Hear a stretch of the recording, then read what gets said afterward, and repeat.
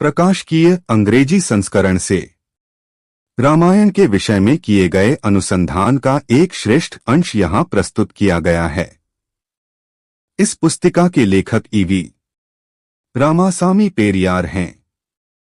वे दक्षिण में द्रविड़ आंदोलन के नेता हैं।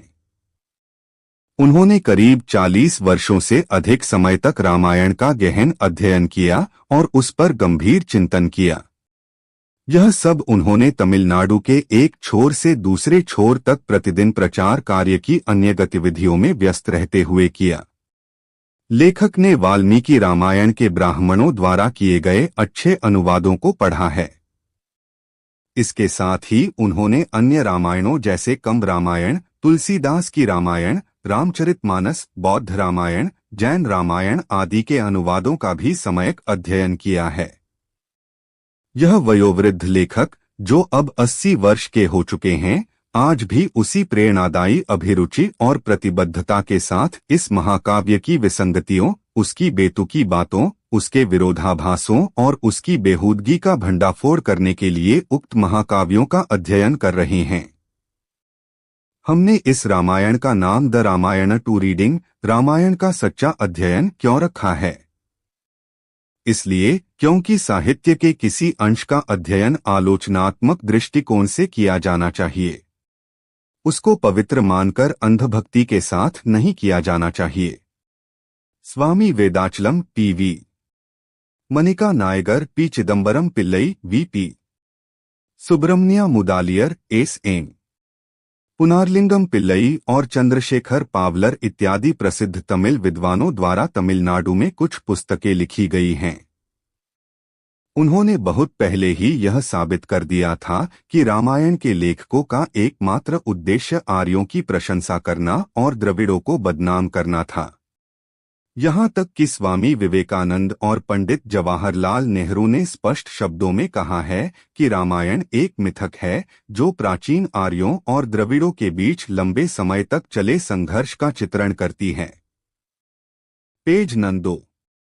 इस विषय पर ईवी रामासामी पेरियार का अध्ययन इतना व्यापक और गहन है कि उनके विषय में कहा जा सकता है कि रामायण का विवरण उनकी जुबान और अंगुलियों पर है। आश्चर्यजनक दृष्टांतयुक्त यह पुस्तिका अपने पक्ष तथा उदाहरणों को सही साबित करते हुए एक ललकार है। यह एक चुनौती देने वाली किताब है। अत्यंत प्रभावशाली दृष्टांतों के साथ यह किताब अपनी धारणाओं को प्रामाणिक तरीके से प्रस्तुत करती है। पुस्तक बताती है कि यह एक रामायण एक पवित्र पुस्तक नहीं है। 2 राम और सीता के चरित्र घृणित हैं। उनके चरित्र संसार के तुच्छतम मानव के 1/4 के लिए भी प्रशंसनीय तथा अनुकरणीय नहीं हैं। 3 रावण का चरित्र एक आदर्श चरित्र है। रामायण के विषय में ये निष्कर्ष उसके सच्चे अध्ययन पर आधारित हैं। यह अध्ययन किसी श्रद्धा एवं पूर्वाग्रह युक्त चिंतन पर आधारित नहीं है। जैसा राम को अपना आराध्य मानने वाले इस मुखरतापूर्ण कथा का अध्ययन करते हैं। 3 साल पहले 1 अगस्त 1956 को एक ही दिन में राम की हजारों तस्वीरें विशाल जनसमूह के बीच जलाई गई थीं। उसका उद्देश्य राम के प्रति द्रविडियन समाज के विरोध का प्रदर्शन करना था। कोई आश्चर्य की बात नहीं है कि आज तमिलनाडु में राम की पूजा निरंतर कम होती जा रही है। अब यहाँ केवल ब्राह्मण वर्ग राम और उनकी कथा का सम्मान करता है।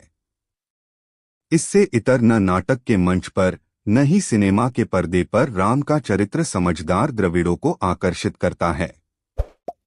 अनुवाद के विषय में कुछ बातें।